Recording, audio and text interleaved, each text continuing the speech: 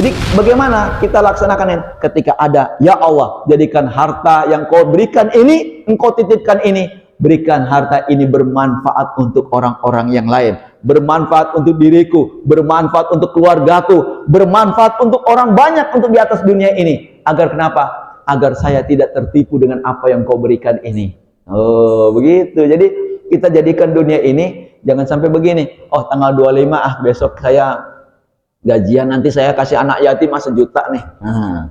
Enggak taunya pas benar tanggal 25 gajian. Ketika sudah gajian, dia ingat, oh iya saya udah janji ya, kemarin saya mau kasih anak yatim 1 juta ya. Tapi istri saya minta baju baru nih. Aduh, anak saya kemarin minta sepatu buat sekolah. Belum bayar sekolah juga ya. Ya Allah.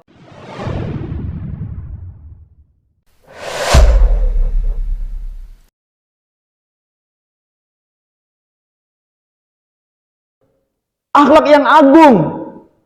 Bukan akhlakul karimah saja ketika orang berbuat buruk, Rasulullah nggak balas. Iya tidak? Orang jelek-jelekin segala macam, Rasulullah nggak balas. Tetapi ketika sudah di Madinah, orang berbuat buruk, Rasulullah balas dengan kebaikan. Begitu balasnya. Baru benar, bukan akhlakul karimah saja yang dibahas dalam maulid-maulid, tapi akhlakul azimah ini dilupakan. Kenapa? Karena kehidupan di Madinah itu, sepanjang kehidupan di Madinah, Rasulullah memiliki akhlakul azimah. Ini yang jarang dibahas. Nah, ketika kita tahu bahwa ada orang yang menjelek-jelekin kita, ya kepada intinya adalah kembali kejelekan itu kepada dia. Kalau ada orang fitnah, jangan balas dengan fitnah. Orang berburuk sangka kepada kita, jangan balas berburuk sangka kepada dia. Orang jelek-jelekin kita, jangan balas jelek-jelekin dia. Kalau kita balas-balasan begitu, apa bedanya kita dengan dia? Iya tidak? Kalau ada orang fitnah, Bu ya, kalau ada orang fitnah kita, biarin saja. Bila perlu orang yang fitnah itu kasih duit dia. Iya, datang ke sana ya. Maaf Bu, ini saya mau ngasih uang 20.000. Lah kenapa? Buat apa ini? Kemarin saya diomongin sama si itu. Masa sih? Oh enggak begini-begini. Enggak apa-apa, ambil aja, terima aja. Begitu Bu ya. Jangan balas tuh, kemarin dia tuh fitnah saya tuh, ngomongin begini-begini, jelek-jelekin. Emang dia nggak tahu apa dia kejelekan dia juga ada. Jangan balas. Ya, Bu ya, begitu. Orang fitnah biarin aja. Orang memfitnah kita, pada intinya fitnah itu kembali kepada dia. Dalam hadis itu disebutkan orang yang memfitnah ini akan ditimpakan dosa-dosa yang ini, yang orang yang difitnah. Ya, ketimpakan kepada orang yang memfitnah. Ibu lagi bawa pikulan banyak sayur-sayuran dari pasar, berat banget, ya enggak? Tiba-tiba ada orang datang, Bu, mari saya bawain Bu, saya tolong ibu deh, saya gotong ini. Kira-kira enak nggak? Enak, enteng nggak? Enteng kan? Kira-kira ketika sudah sampai di rumah ditaruh, kemudian ibu kira-kira balas apa? Ngasih apa dia? Kasih 20.000, kasih 50.000 kayaknya. Ya enggak? Sama dosa-dosa kita ini dipikul sama orang yang fitnah. Enak nggak? Enteng nggak? Enteng. Udahlah, jangan usah berbuat apa sesuatu itu yang balas-balasan, ya. Ya, monggo. Itu absennya udah diisi. Jangan lupa absennya diisi, ya kan, nomor teleponnya juga kita berbagi ya. Saya punya moto ini, kalau boleh sehari itu punya teman 1. Tuh, sekarang kan handphone udah gampang nih. Simpen nomor telepon teman tuh, siapapun yang kita ketemu dengan baik-baik, simpen dia. Kalau sehari dapat seorang 1, jangankan 1, 2 atau 3 gitu, kalau boleh, ya enggak? Kalau kita cari musuh gampang, iya tidak? Cari teman, jangan malah kita sudah punya teman banyak, makin rontok teman kita, iya enggak? Biasanya tuh gitu Bu ya, makanya jangan suka ngomongin orang. Ini ibu-ibu di sono Bu ya, bukan ibu-ibu di sini. Ya maklum Bu ya, ibu-ibu di sono tuh begitu sifatnya, ngomongin orang kemana-mana, fitnah orang kemana-mana Bu ya. Itu ibu di sono Bu. Tapi katanya sih pindahan dari sini. Nah, kita kembali lagi bahwa apa yang kita lakukan di muka bumi ini, Allah catat dia, bahkan Allah memberikan fasilitas lagi. Apa yang kita tinggalkan, itu akan menjadi catatan-catatan mengalir kepada kita ketika kita sudah meninggal dunia. Itu enak banget nih umatnya Rasulullah. Umurnya sangat singkat. Ketika umurnya sangat singkat, ketika meninggal dunia, apa kebaikan-kebaikan yang di atas dunia selama hidupnya dia dicatat pula sama Allah. Kenapa? Karena ini bagian dari satu fasilitas untuk umatnya Rasulullah. Itu enak Bu, kita hidup di dunia ini sebentar. Tapi kalau kita berbuat baik, kebaikan itu akan bisa mengalir terus kepada kita di dalam kubur. Masya Allah. Jadi kalau ada ayat menyebutkan hidup di dunia ini ada senda gurau dan permainan, dan kehidupannya sesungguhnya adalah akhirat, kita bagaimana jalankan. Nah, penjelasan-penjelasan ini kita pakai nanti dalam kehidupan. Ini sehingga berubah hidup kita. Jangan kita main sikut-sikutan terus, Masya Allah, berantem yang nggak habis-habisnya. Ya, Allah Subhanahu Wa Taala berfirman, Inna nahnu nuhyil mauta wa naktubu ma qaddamu wa asarahum. Nah, wa asarahum. Sesungguhnya kami menghidupkan orang-orang mati dan kami menuliskan apa-apa yang mereka kerjakan dan bekas-bekas yang mereka tinggalkan. Tuh. Jadi itu semua akan Allah catat. Nah, apa yang kita tinggalkan cuma 3. Pertama, sadaqatu jariyah. Kedua, ilmu yang bermanfaat. Ketiga, anak yang soleh. Waladun soleh. Yad'ulah. Ya, anak yang soleh yang mendoakan, insya Allah itu akan memberikan manfaat kepada kita ketika kita sudah meninggal dunia, ngalir pahala. Kedua, ilmu yang bermanfaat. Ada ilmu baik-baik, tapi jangan-jangan ada ilmu yang mengajarkan keburukan. Ada enggak? Bisa jadi, jangan lewat jalan itu loh, kemarin serem loh. Orang jadi serem, anak-anak jadi takut segala macam. Gara-gara dia yang ngucapin. Pelopornya dia, jadi orang itu mengeluarkan kata-kata, orang akhirnya apa? Takut melewati jalan itu gara-gara omongan orang ini. Dia ini jadi pelopor. Ketika meninggal dunia, itu terus orang jadi takut lewat situ. Ngalir dosa tuh pada orang itu. Jangan-jangan kita punya ilmu bermanfaat separuh, ilmu yang tidak bermanfaat juga kita lakukan. Nah, ini akhirnya timbangan. Nah, ada satu yang akan kita tinggalkan ketika kita meninggal dunia, yang bisa mengalirkan pahala, yaitu sadaqatu jariyah. Banyak sekali tafsir menyebutkan sedekah jariah ini adalah wakaf, ya. Jamaah sekalian muliakan Allah Subhanahu Wa Taala, bahwa hidup di dunia ini adalah sesuatu yang adalah sendagura dan permainan. Ini terakhir, Bu, ya. Nah, ini bahwa kesimpulannya adalah siasati diri kita dan apa yang Allah titipkan di tangan kita untuk memberi manfaat kepada diri kita dan juga untuk yang lainnya. Ya, tetaplah berbuat baik apapun resikonya. Ya. Kemudian jangan terlena dengan segala macam rayuan-rayuan dunia. Yang terakhir, ikuti gaya Rasulullah dengan para sahabat. Para sahabat itu, ya. Di zaman Rasulullah itu nggak ada kiai, nggak ada ustadz, nggak ada syekh, ya.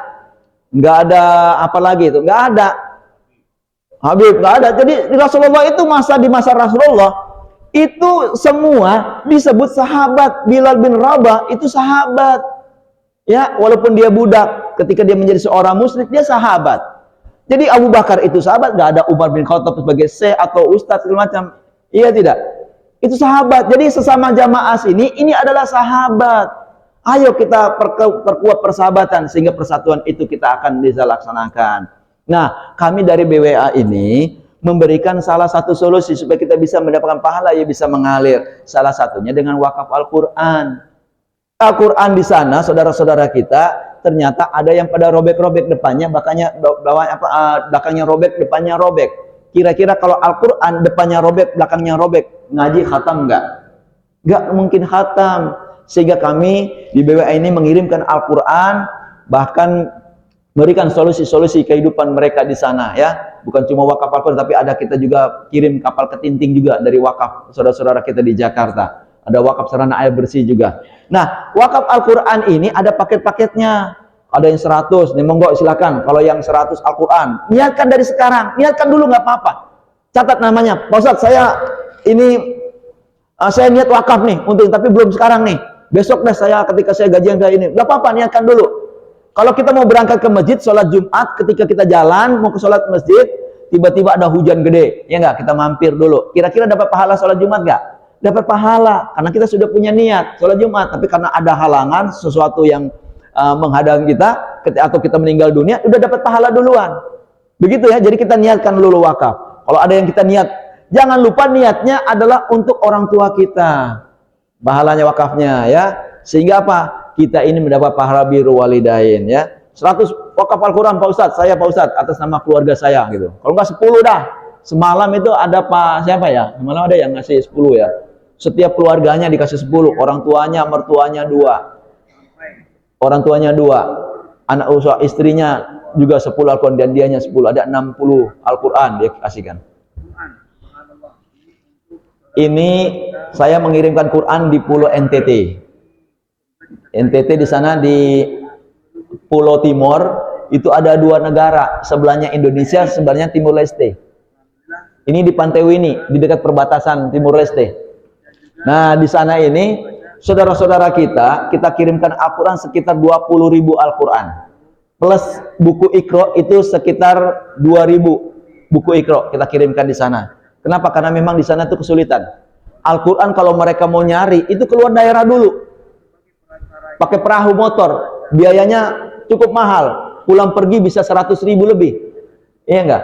Baru bisa beli itu Al-Quran di kepulauan jauh-jauh. Tapi insya Allah kita kasih gratis. Dari mana? Dari wakaf Bapak Ibu sekalian. Tuh, kalau jemaah di sini, ya udah Pak Ustadz, kita kumpulkan atas nama Masjid Manarul Islam. Wah, insya Allah 100 Al-Quran.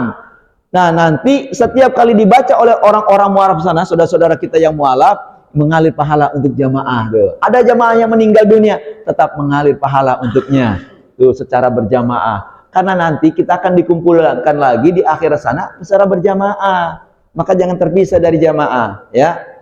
Nanti ada yang wakafin atas nama ibunya. Insya Allah ibunya tuh ketika sudah ada yang sudah meninggal dunia, ia akan mendapatkan pahala mengalir untuk ibunya. Dia dapat apa? Dapat pahala bakti kepada orang tua. Birrul walidain. Kita lakukan hari ini untuk orang tua kita, insya Allah anak-anak kita itu besok akan melakukan hal yang sama untuk kita ketika kita sudah meninggal dunia.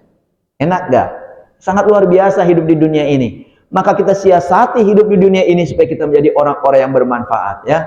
Nah, silakan mau 10 Al-Quran nggak apa-apa, kalau di bawah juga ada 5 Al-Quran nggak apa-apa, atau 2 Al-Quran 1 Al-Quran nggak apa-apa. Nilainya 150.000, ya.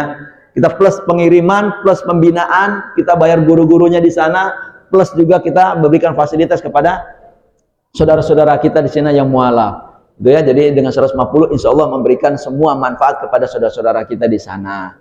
Jangan lupa, jangan sampai kita harta dunia ini kita lupa, nanti kalau udah susah baru kita mikirin. Ya. Dan juga bukan cuma Al-Quran saja. Ada juga ini sarana air bersih di Gunung Kidul. Ya, ini kita di Gunung Kidul itu ada di dalam gua itu ternyata 1.200 meter ada air mengalir seperti ini. Masya Allah, sangat luar biasa nih, airnya indah nih, bersih airnya nih, karena di dalamnya memang karang-karang di bawah Gunung Kidul tuh ya. Ini guanya seperti ini, awal-awalnya tuh guanya seperti ini nih guanya. Nih guanya, gua dari di Gunung Kidul itu masuk seperti ini, orang serem masuknya. Nah ini guanya nih, ini gua masuk ke dalam ini, berani nggak? Ada yang berani masuk sini nggak? Jangan-jangan ada binatang nih. Ini kita bersama pencinta alam. Pencinta alam tahu kalau gua ini jauh ke dalam, nggak mungkin hidup ini binatang. Iya tidak? Jadi binatang nggak ada yang masuk di sini. Nah, ini masuk ke dalam 1.200 meter, di dalamnya ternyata ada air yang mengalir, ada sungai yang mengalir. Tuh, ini keadaan sungainya.